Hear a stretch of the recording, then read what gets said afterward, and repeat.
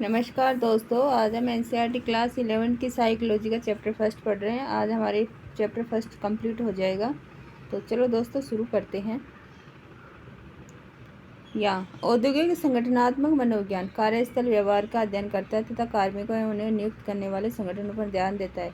औद्योगिक संगठनात्मक मनोवैज्ञानिक कर्मचारियों के प्रशिक्षण, कार्यदक्षता सुधार तथा कर्मचारियों की नियुक्ति के मानक से संबंधित होता है। उदाहरण के लिए संगठनात्मक मनोविज्ञान इस बात का सुझाव दे सकता है कि कंपनी एक नई प्रबंध संरचना तैयार करे जो कर्मचारियों तथा प्रबंधक के मध्य के संवाद में वृद्धि कर सके।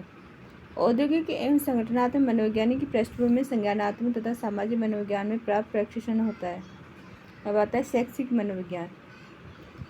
इस बात का अध्ययन करता है कि विभिन्न आयु वर्ग के लोग कैसे सीखते हैं। शैक्षिक मनोविज्ञानी मूलतः शैक्षिक और कार्यदशा दोनों में लोग निर्देशात्मक विधियों एवं सामग्री के उपयोग से कैसे प्रशिक्षित किए जाते हैं से संबंधित होते हैं। वे शिक्षा, उद्बोधन और अधिगम की समस्याओं के लिए सार्थक पक्षों के अनुसंधानों से भी संबंधित होते हैं। एक संबंधित क्षेत्र विद्यालय मनोविज्ञान, स्कूल साइकोलॉजी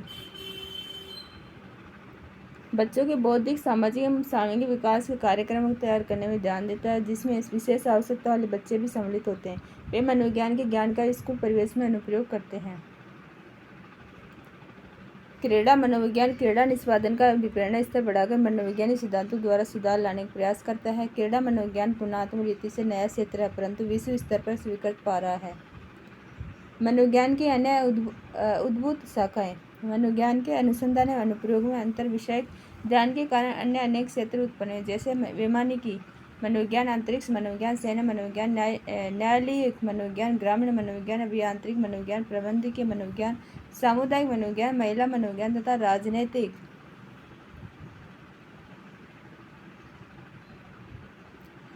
मनोविज्ञान। कुछ उदाहरण नीचे दिए गए क्रियाकलाप 1.3 से मनोविज्ञान में अपनी रुचि का क्षेत्र पहचानें। अब आता है मनोविज्ञान एवं अन्य विद्या शाखाएं। कोई भी विद्या शाखा जो लोगों का अध्ययन करती है वह निश्चित रूप से मनोवैज्ञानिक ज्ञान की सार्थकता को मानेगी। इसी प्रकार मनोविज्ञानी भी मानव व्यवहार को समझने में अन्य विद्या शाखा की सार्थकता को स्वीकारते हैं। इसी रुझान के कारण मनोविज्ञान में अंतर विषयक उपागम का उदय हुआ। अनुसंधानकर्ताओं विज्ञान, सामाजिक विज्ञान एवं मानवीय में विद्वानों ने एक विद्या शाखा के रूप में मनोविज्ञान की सार्थकता के अनुभव किए हैं। स्पष्ट रूप से मनोविज्ञान के अन्य विद्या शाखाओं संबंध को प्रतिष्ठित करते हैं। मस्तिष्क एवं व्यवहार का अध्ययन करने में मनोविज्ञान अपने ज्ञान को तंत्रिका विज्ञान, शरीर क्रिया विज्ञान, जीव विज्ञान, आयुर्विज्ञान तथा कंप्यूटर विज्ञान के साथ बांटता है। एक सामाजिक सांस्कृतिक के संदर्भ में मानव व्यवहार को समझने के लिए उसका अर्थ, संवर्धित तथा विकास मनोविज्ञान अपने ज्ञान को मानव विज्ञान, समाजशास्त्र, समाज कार्य विज्ञान, राजनीति विज्ञान एवं अर्थशास्त्र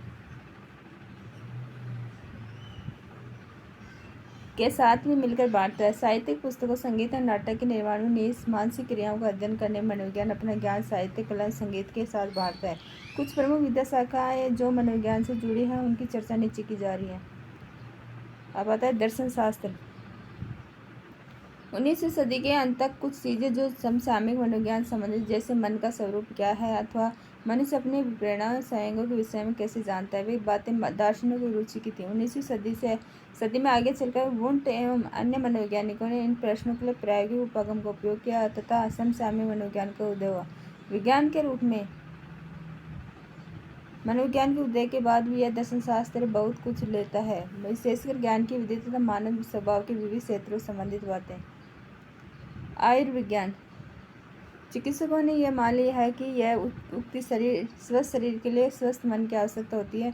वास्तव में सही है। बहुत से चिकित्सालय आज मनोवैज्ञानिक नियुक्ति करते हैं। लोगों को स्वास्थ्य के लिए हानिकारक व्यवहारों से दूर रखने में मनोवैज्ञानिक की भूमिका एवं चिकित्सक की अन्वय के प्रति सहनशक्ति कुछ ऐसे क्षेत्र हैं जहाँ दोनों विद्या शाखाएं साथ साथ कार्य करती हैं।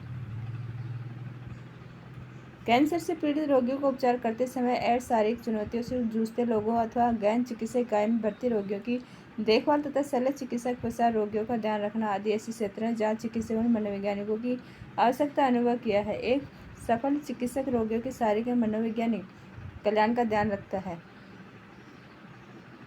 अर्थशास्त्र, राजनीति विज्ञान और समाजशास्त्र। सहभागी सामाजिक विज्ञान विद्या शाखाओं के रूप में इन तीनों ने मनोविज्ञान से बहुत कुछ प्राप्त किया है तथा उसको भी समृद्ध किया है। मनोविज्ञान ने आर्थिक व्यवहारों के सूक्ष्म स्तरों के अध्ययन, विशेष रूप से उपभोक्ताओं के व्यवहारों को समझने में तथा बचत व्यवहारों एवं निर्णय की कला में बड़ा योगदान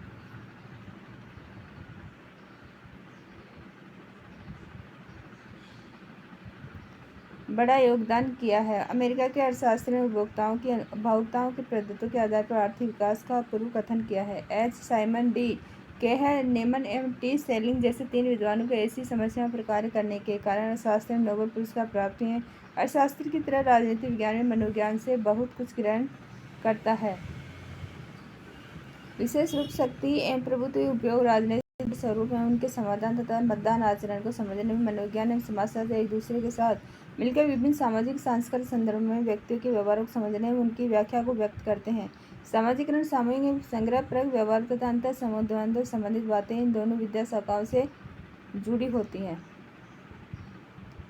कंप्यूटर विज्ञान। प्रारंभ से ही कंप्यूटर मानव स्वभाव का अनुभव करने का प्रयास करता रहा है। कंप्यूटर की संरचना, उसकी संगठित स्मृति, सूचनाओं के क्रमवार एवं साथ साथ प्रक्रमण आदि में ये बातें देखी जा सकती हैं। कंप्यूटर वैज्ञानिक तथा इंजीनियरिंग केवल बुद्धिमान से बुद्धिमान कंप्यूटर का निर्माण नहीं कर रहे हैं, बल्कि ऐसी मशीनों को बना रहे हैं जो संवेद एवं अनुभूति को जान सकें। इन दोनों विद्या शाखाओं में हो रहे विकास संज्ञानात्मक विज्ञान के क्षेत्र में सार्थक योगदान कर रहे हैं। विधि एवं अपराध शास्त्र। एक कुशल अधिवक्ता तथा अपराधी शास्त्र को मनोवैज्ञानिक ज्ञान की जानकारी ऐसे प्रश्न, कोई गवाह एक दुर्घटना, गली की लड़ाई अथवा हत्या जैसी घटना को कैसे याद रखता है। न्यायालय में गवाही देते समय वह इन तथ्यों का कितनी सत्यता से उल्लेख करता है। जूरी के निर्णय को कौन से कारक प्रभावित करते हैं। झूठ एवं पश्चाताप के क्या विश्वसनीय लक्षण हैं। किन कारकों के आधार पर किसी अभियुक्त को उसके कार्यों के लिए उत्तरदायी माना जाए। किसी आपराधिक कार्य के लिए दंड की किस सीमा को उपयुक्त माना जाए का उत्तर देने के लिए आवश्यक होती है। मनोवैज्ञानिक ऐसे प्रश्नों का उत्तर देते हैं। आजकल बहुत से मनोवैज्ञानिक ऐसी बातों पर अनुसंधान कार्य कर रहे हैं जिसके उत्तर देश में भावी विधि व्यवस्था की बड़ी सहायता करेंगे।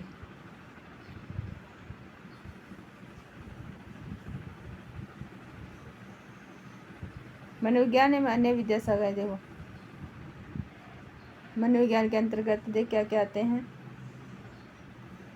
ये मनोविज्ञान सेंटर में, और इसके मतलब इसके अंडर राजनीति विज्ञान, शिक्षा, अर्थशास्त्र, दर्शन शास्त्र, संगीत एवं ललित कला, कंप्यूटर विज्ञान, विधि अपराध शास्त्र, आयुर्विज्ञान, मनोरोग विज्ञान, जनसंचार,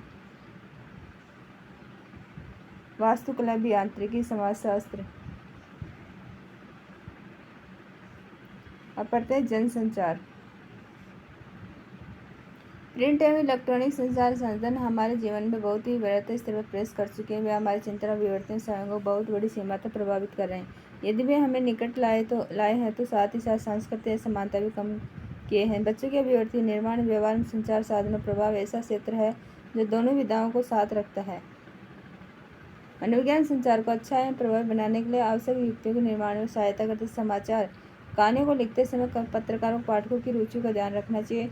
चूँकि अधिकांश कहानियाँ मानवीय घटनाओं से संबंधित होती है, अतः उनके अभिप्रेरकों को ज्ञान आवश्यक होता है।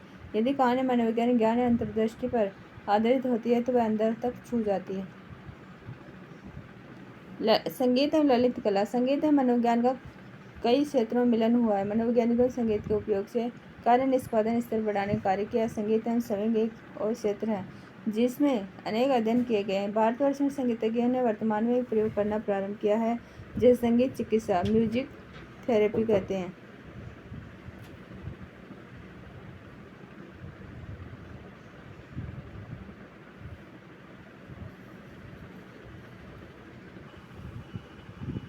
इसमें वे रोगों के माध्यम से कतिपय शारीरिक व्याधियों का निदान करना प्रारंभ करते हैं। संगीत चिकित्सा की क्षमता का सिद्ध होना शेष है।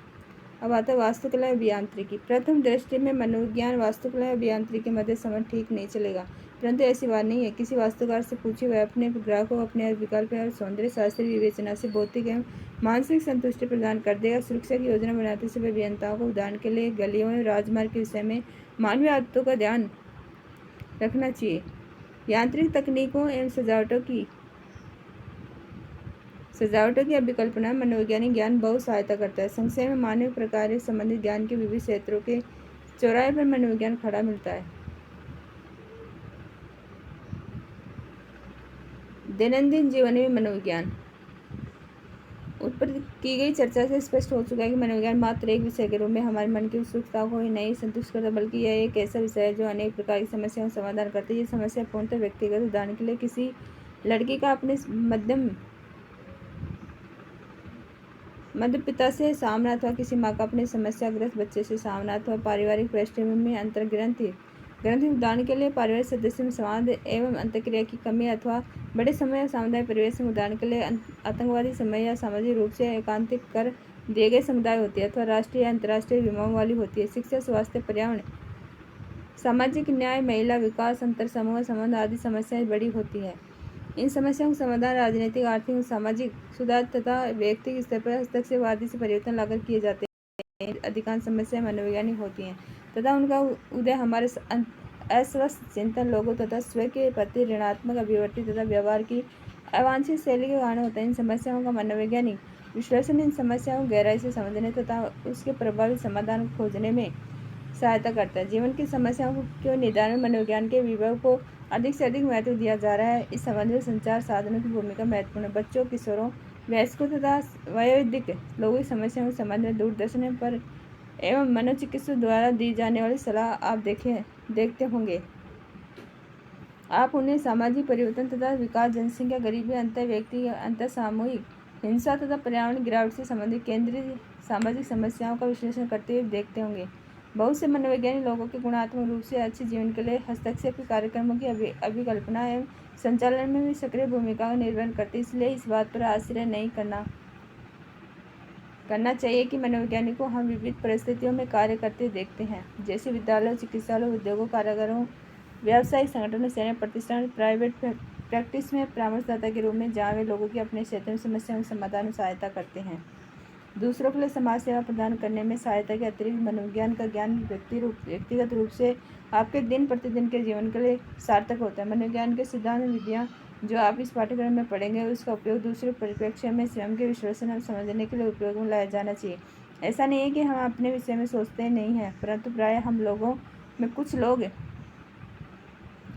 अपने विषय में बहुत ऊंचा सोचते हैं तथा कोई विचार सूचना जो हमारे विषय में अपने मत का विरोध करती है उसे हम नकार देते हैं, क्योंकि हम रक्षात्मक व्यवहार में लग जाते हैं। कुछ अन्य दशाओं में लोग ऐसी आदतें सीख लेते हैं जो उन्हें स्वयं नीचे ले जाती हैं। दोनों ही दशाएं हमें आगे नहीं बढ़ने देती। हमें अपने विषय में सकारात्मक तथा संतुलित समझ रखनी चाहिए। आपको मनोवैज्ञानिक सिद्धांतों का उपयोग सकारात्मक ढंग से करना चाहिए, जिससे आप अपने अधिगम एवं स्मृति में सुधार के लिए अध्ययन की अच्छी आदतें विकसित कर सकें तथा व्यक्तिगत या अंतर्व्यक्तिक समस्याओं को निर्णय लेने की उपयुक्त युक्तियों द्वारा समाधान कर सकें। आप परीक्षा के दबाव को भी कम अथवा समाप्त करने में सहायता पाएंगे। इस प्रकार मनोविज्ञान का ज्ञान हमारे दिन प्रतिदिन के जीवन में बहुत उपयोगी है तथा व्यक्तिगत एवं सामाजिक दृष्टि से भी लाभप्रद है। प्रमुख पद: व्यवहार, व्यवहारवाद, संज्ञान, संज्ञानात्मक, उपागम, चेतना, निर्मितवाद, विकासात्मक मनोविज्ञान, प्रकार्य, गेस्टाल्ट मनोविज्ञान, मानवतावादी उपागम, अंतर्निरीक्षण, मन तंत्रिका मनोविज्ञान, शारीरिक क्रिया मनोविज्ञान, मनोविश्लेषण, समाजशास्त्र, उद्दीपक, संरचनावाद।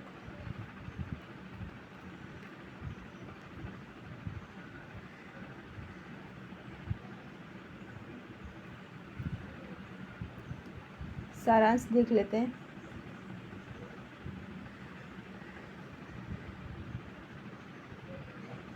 मनोविज्ञान आधुनिक विद्याशाखा है जो मानसिक